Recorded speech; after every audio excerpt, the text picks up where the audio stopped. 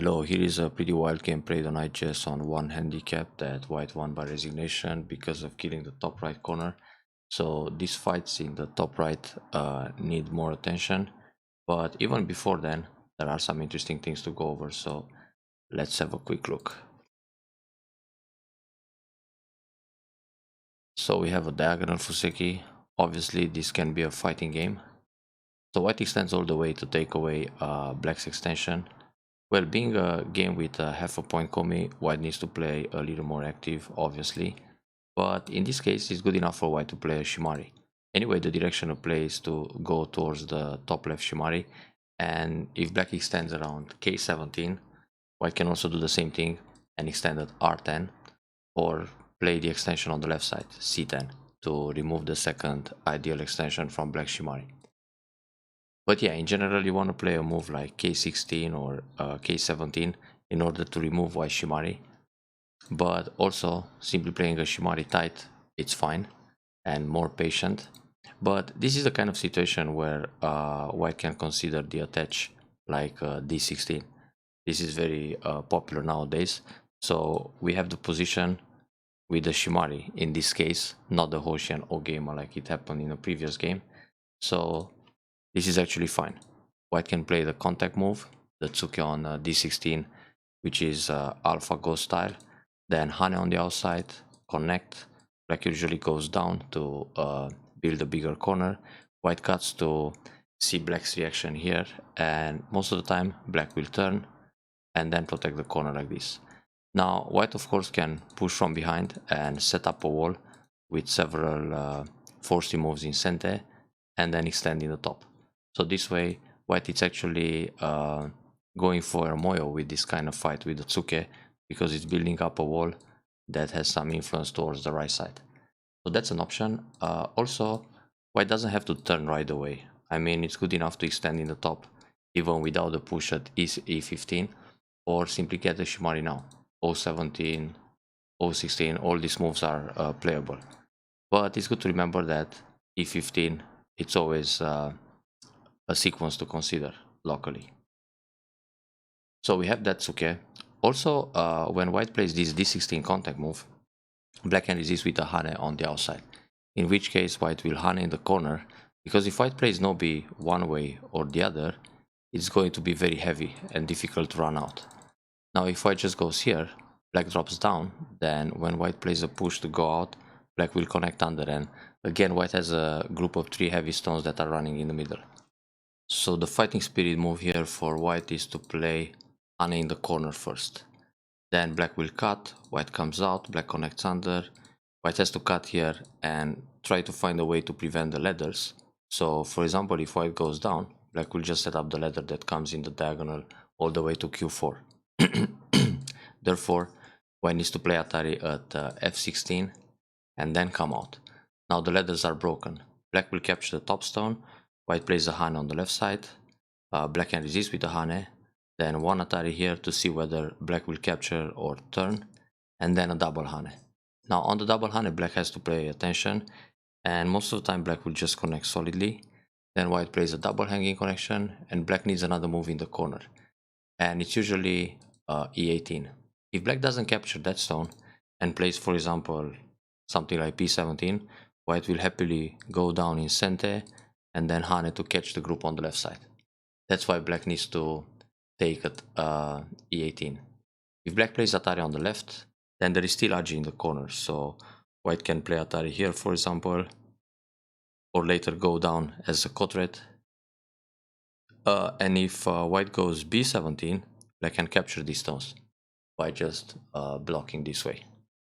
So when white plays here, black can play the 2-2 point, then Atari, and then block this way. Now black wins the semi by 1 liberty. But there are lots of Kotrets in the corner like this for white. So that can get a little complicated, but these are usually the variations to consider when white plays the Tsuki at d16. So Hane in the corner or Hane on the outside. Well, sometimes we see Nobi one way or the other to avoid complicated fights, but most of the time black reacts with the Hane. And the natural one is the Hane under to keep the corner connected. So white got the middle side extension. Black approaches here, that's fine. Defend. Now we have the classic Joseki. Modern Joseki would be attached here and then Hane. But nothing wrong with this. Then white approaches from the right side, that's good direction of play. Black pincers. Now here white went for a counter pincer. But usually white can consider a one space jump first and then the pincer at R10. And now the fight is a bit more promising for white because R8 doesn't communicate to Q4 anymore. Also, white can simply go in the corner, and if black separates like this, nothing to worry about. White got the corner, black has a little thickness on the outside, but most of the moyo disappear from the bottom. Now if black blocks the other way to set up a moyo on the bottom, it's not so easy because white got a center in the corner, and now I can play the shoulder hit to erase the moyo on the bottom side. Therefore the wall, it's really not so functional for black. That's why he will probably not block this way. And white can also consider the double approach. Then give up the right side in order to break the bottom and enter the corner. This is fine too. Now let's see the actual game. So counter attack, counter pincer, and black should actually play Q6, but black went for the Kosumi. If black plays Q6 and white simply goes in the corner to leave like this, black is happy with the wall.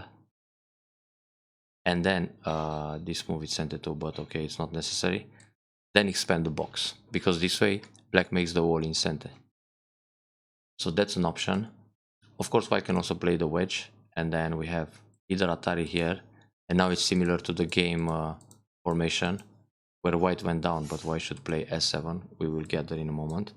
And again, black has a nice wall facing J3 in this case. The moyo is quite promising. And here there are variations to Atari and go out, resist.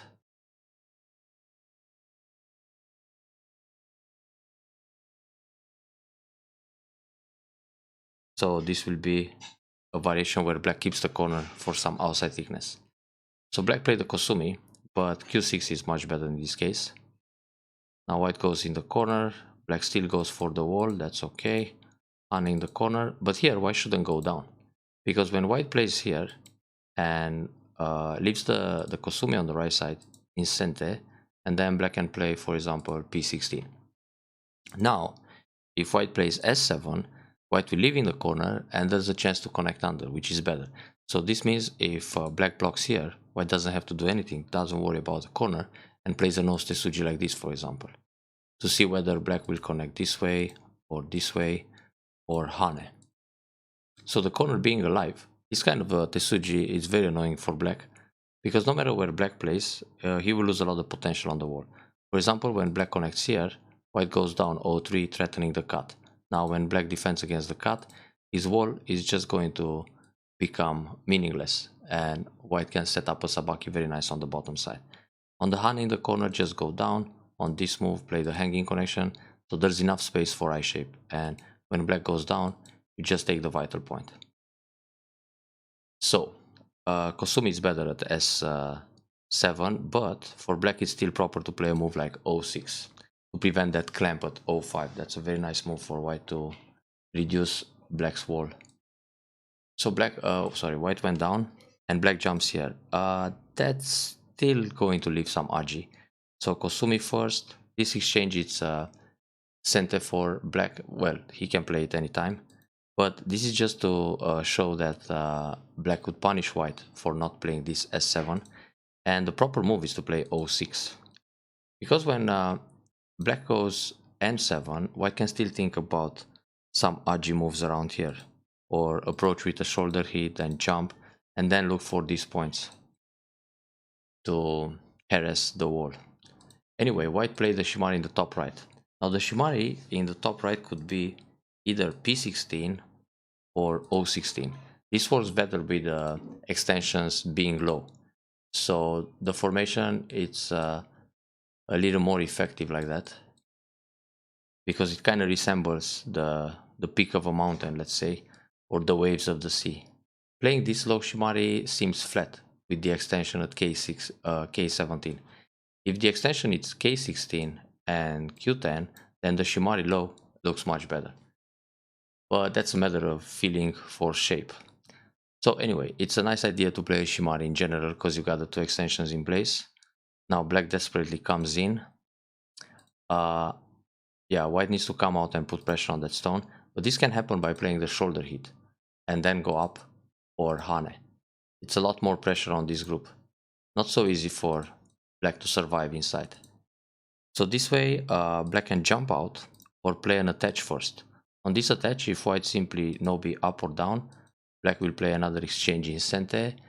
Also this Tsuke, it's a nice move to expand the eye space more and then go out. It's very difficult to kill this group now. So black played an overstretch move, but this actually kind of works up to a certain point. So here, this cut, it's a little bit too much. White should just block. This is the right shape. If black protects, for example, with this move or a hanging connection, white can peep first and then descend. And now the group is still under pressure and white makes some nice eye shape. Black has to run out some more. The cut was a bit too much because black can go in center R12. Another option for white is to pull back. Now when black connects here, white cuts on top, and if black connects in the middle, white cuts on the side. And this would be nice because R13 dies on a pretty large scale. So that's why black shouldn't go to space jump. Now on this R15 move, white can Hane down or Hane up, but here black can resist with a block, and on the Atari, block again and fight the Ko. Also, black can connect, and then when white comes out, black will cut in the corner first to create some agi, because now Q16 Atari will work, then push along and come out with a Keima. So sacrificing a stone in the corner, black can come ahead in this race or jumping fight in the center. So white cuts, that's a little bit too much. Black played the Nobi and then captures the stone. So this is supposed to be pretty good for black in this case.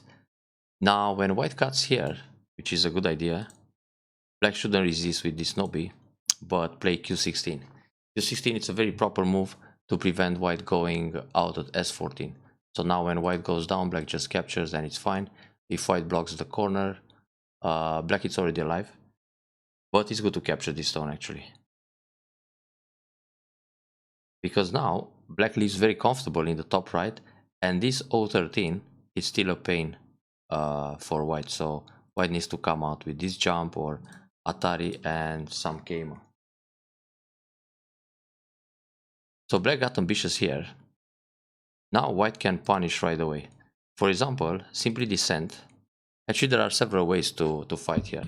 Black will go down, then Atari, and black will turn. This is all forced. Now one of the ways to consider is to Atari under, but it's not so great in this case because black will turn, then Atari again, black will capture, Atari again, black will capture again, and it's very difficult to leave in the corner. So this is not an option here. But in this case, after Atari, white can just connect. Now this creates Miai. When black turns left, white will catch the two stones on the side and automatically kill all four stones. And now black needs another move in the middle, because white can come out, the ladder is still favorable. So when this happens, oops, connection, black is forced to capture the two stones. But now white can Atari from behind, so there's a different squeeze play and throw in. If black captures this stone, white doesn't Atari from behind again because that's not going to be Sente, but take away the eye. So now black is kind of doomed. There are some cutting points, but nothing works. So that's only like one eye in the corner. So this means when throwing, black needs to play S11. So now if white just captures the three stones, it makes the two stones in the middle, which were cutting white's groups, completely meaningless because now white is connected. So that would be a successful fight for white. So good to remember, descend and then work the way out. Another combination here is to play a counter Atari, Q15. If black comes out, white captures a stone. Then black needs something here to save the guys. And the guys on the right side are already dead. If black captures a stone here, white will Atari again. Now when black connects, white goes down. And the group on the right side dies again. And if black wants to live in the corner, he needs to slide. Then white captures two stones in Sente. Black will take one back because he's in Atari. And now black again will live in the corner, or I mean on the side, which is fine, but these two stones in the middle, they are completely meaningless again, so wasted. Alright, so black went out and white jumps. White missed this opportunity to use the combination descent or counter Atari, and this counter Atari can work later too. So black plays Atari, white comes out, that's good. Black still keeps trying to save these guys in the middle, but the ones on the side are more important. So again, white can use this combination, Q15, and then catch the right stone. Black will take the two stones in the middle, but there are several pips here, and in the end it's only one eye. But the fight is already successful for white, capturing the two stones on the side. So when this counter Atari, the options are pretty limited. I mean, if black plays here, Atari again, and then descent, because now the the net doesn't work, and the ladder is broken too by the top stone. So the group on the right side will die. So in this case, remember Q15 counter Atari technique, because on this turn, black can play here. So Nobi, push, cut, that's good. Oh, black was so greedy here. Black should just honey in the corner, because eventually white needs to capture these three stones and black leaves on the side. Then if he wants to escape in the center, he can always run out. And it's very good for black, because on the right side white is still without ice. So black turns, then Hane, very good shape here for white. Hane in the corner, you must block. And again, black should use the Hane. If white plays this Atari, white also needs to capture the top stone. So white has a problem on the right side after black leaves.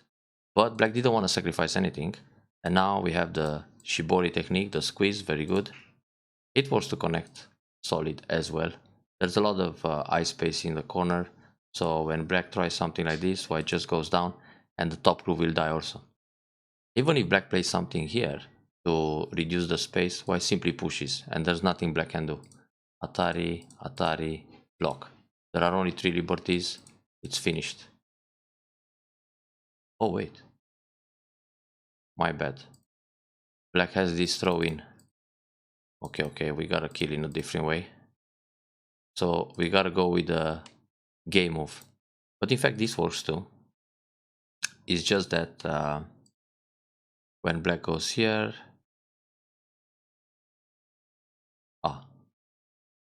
block like this. Then on this move, play the pip. Atari take, Atari connect. Yeah, now it's 1 liberty for white. So the other variation wasn't that good. But anyway, this move is fine. Keeps eye shape. So the group on the right side is dead. And this is forced. Hane is correct. And then Hane under to create the Dame Tsumari.